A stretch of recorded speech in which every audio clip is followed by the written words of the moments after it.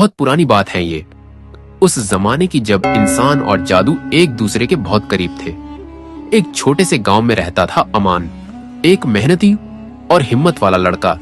लेकिन उसका दिल जानता था कि किस्मत में कुछ बड़ा लिखा है। अमान के पिता उस्मान एक लकड़हारा था। हर दिन जंगल जाता और लकड़ियां काट कर बेचता।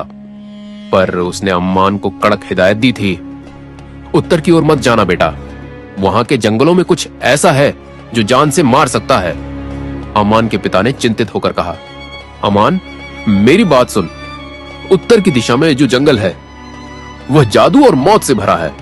कई लोग गए, लौटकर कभी नहीं आए।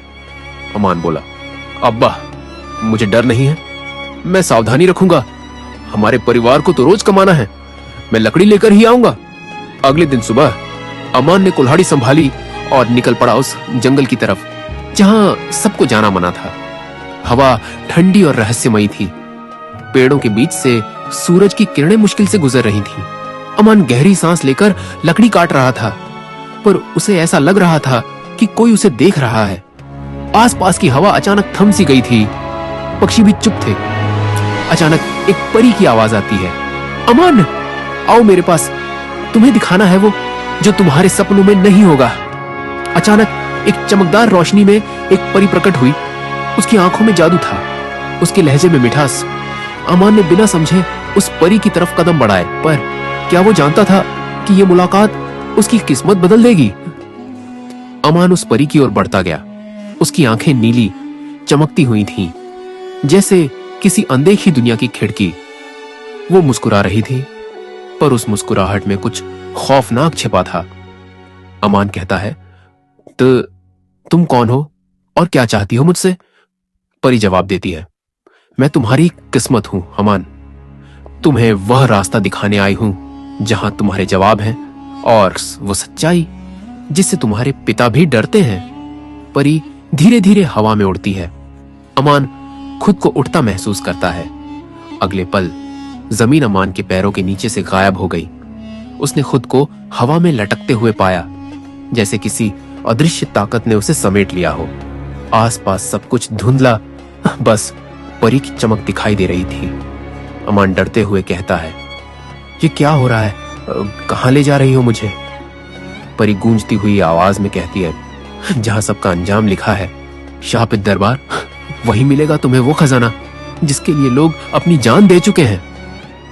परी उसे ले गई एक स्याह झील के किनारे, जिसका पानी काला था और जिसमें कोई परछाई तक नहीं दिखती थी।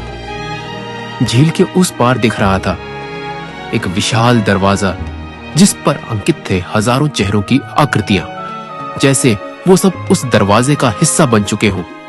अमान धीमी आवाज में खुद से कहता है, या अल्लाह, ये जगह तो जैसे किसी बुरे ख्वाब से भी बदतर है।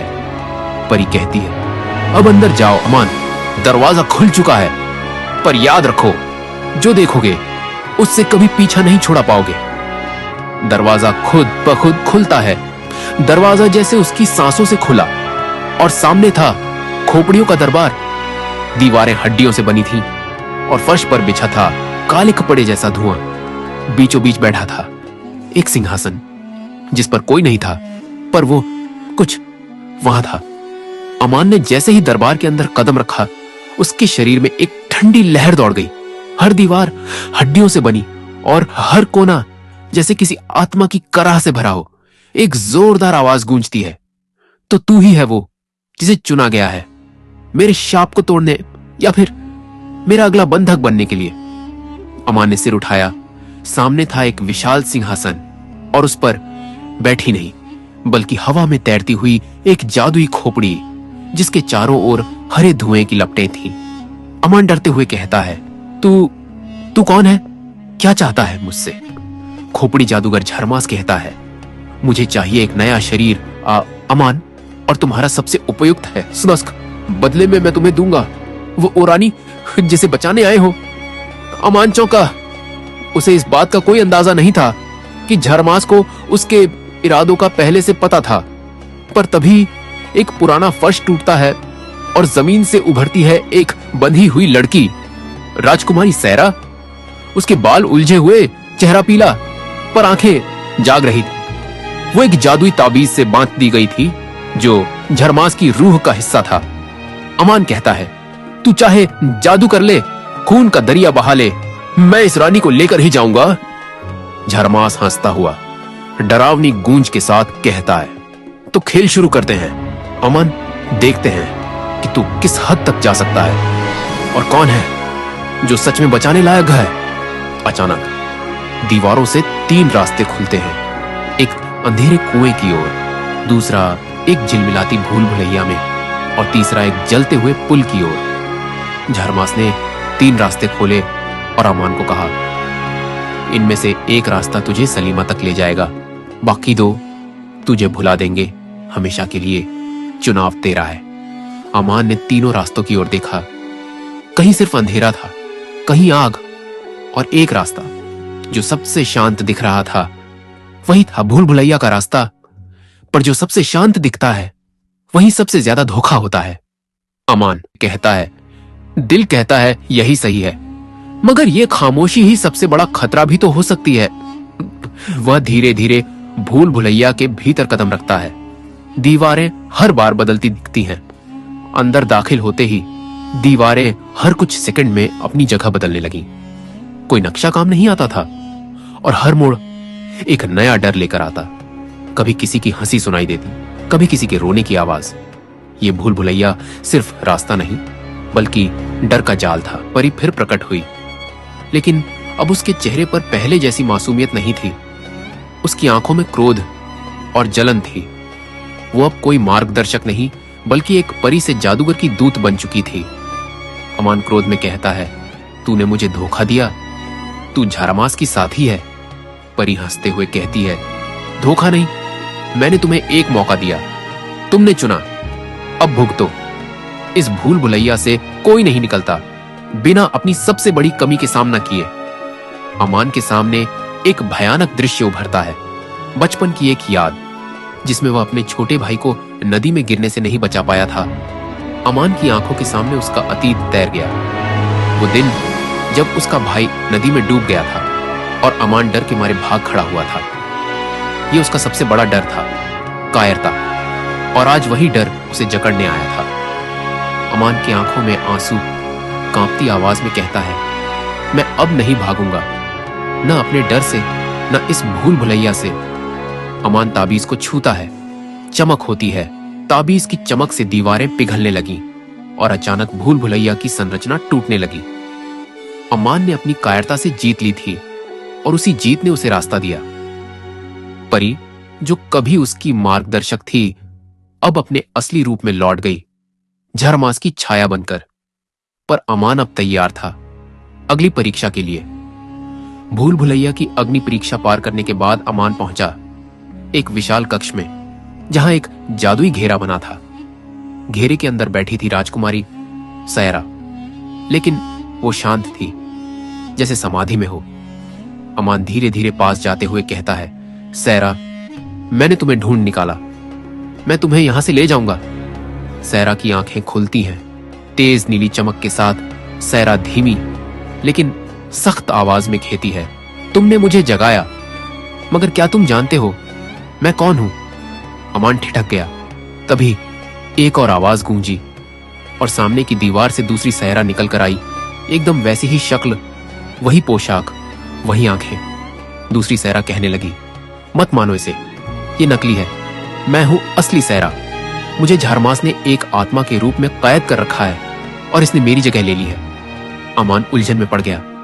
दोनों सैरा, एक जैसी आवाज, एक जैसे आंसू, पर एक झूठी थी और दूसरी सच्ची। और यह चुनाव उसे अगले जीवन मरण के द्वार तक ले जा सकता था। अमान कहता है, अगर मैं गलत चुनूं तो रूह भी नहीं बचेगी। तभी हवा में एक पुरानी माला उड़ती है जो अमान को बचपन में सैरा ने दी थी। माला में था उसका जवाब। एक सैरा ने जैसे ही माला देखी वो पीछे हट गई और उसका चेहरा बदलने लगा, बदलकर बन गया झरमास का छाया रूप। अमान गरजते ही कहने लगा, झूठे, तू मुझे बेवकूफ नहीं बना सकता। वह जेब से ताबीज निकालता है और हवा में उछालता है। रोशनी फूटती है। जैसे ही ताबीज ने झरमास की छाया को छुआ वो तड़पने लगी। और धुएं में तब्दील होकर चिल्लाते हुए गायब हो गई। असली सहरा थकी हुई लेकिन मुस्कुराते हुए कहती है, तुमने मुझे पहचान लिया। अब मेरी रूह आजाद है, लेकिन दरबार से बाहर निकलना आसान नहीं। झरमा अब खुद आएगा, अपने सबसे खतरनाक रूप में। राजकुमारी सहरा की आत्मा अब आजाद थी, लेकिन झारमास शांत नहीं बैठा। जैसे ही अमान और सहरा दरबार से बाहर निकलने लगे, दरबार की जमीन फटने लगी और उसमें से उठा झारमास का असली रूप। अब वो कोई खोपड़ी नहीं था, वो एक विशाल कंकाल जादूगर बन चुका था, जिसके हर जोड़ से जादू बह रहा था और उसकी आंखें आग की तरह जल रही थी। झारमास गूंजती हुई राक्षसी हंसी में चिल्लाता है, तुमने मेरा खेल बिगाड़ा अमान, अब सिर्फ मौत तुम्हारा इनाम होगी। अमान सहरा को पीछे हटाते हुए कहता है, अगर मरना ही है तो लड़ते हुए मरूंगा, तुझे किसी और की आत्मा नहीं लेने दूंगा। अमान ताबीज को जमीन पर पटकता है, धरती कांपती है, आसमान चीरता है। ताबीज की ताकत अब अपनी चरम सीमा पर थी।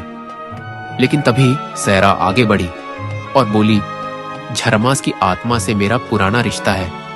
मैं ही थी जिसने पूर्व जन्म में उसे प्रेम किया था, और जब मैंने इनकार किया तभी उसने मुझे श्राप दिया। आज मैं ही उसे खत्म करूंगी। सहरा दोनों हाथ ऊपर करती है, पुरानी रूहों की आवाजें गूंजने लगती है। सहरा की आत्मा जाग उठी, उसके चारों ओर प्रकाश की लहरें दौड़ने लगी और झारमास पर टूट पड़ी। वो चीखा, तड़पा और अंततः जलकर राख हो गया। सब खत्म हो चुका था। अमान जमीन पर बैठ गया, थक कर। सहरा की आत्मा उसके सामने खड़ी मुस्कुरा रही थी और कहने लगी, तुमने मुझे बचाया नहीं, मुक्त किया है। अब मैं जा रही हूं, लेकिन एक वादा छोड़कर, तुम्हारा नाम सदियों तक याद किया जाएगा। सहरा की रूह ऊपर उठती है और फिर एक सफेद रोशनी में गायब हो जाती है। अमान अकेला लौटा, पर अब वो वैसा नहीं रहा। वो अब एक कहानी था, एक अफसाना जो गांव गांव, दरबार दरबार सुनाया जाता है। एक आम लड़के की जिसने जादू को हराया और आत्मा को आजादी दी। लेकिन कहते हैं उस राख में अब भी कुछ बचा है, कुछ जो कभी भी फिर जाग सकता है। प्यारे दोस्तों, अगर आपको कहानी अच्छी लगी हो, लाइक करें, चैनल को सब्सक्राइब करें। धन्यवाद।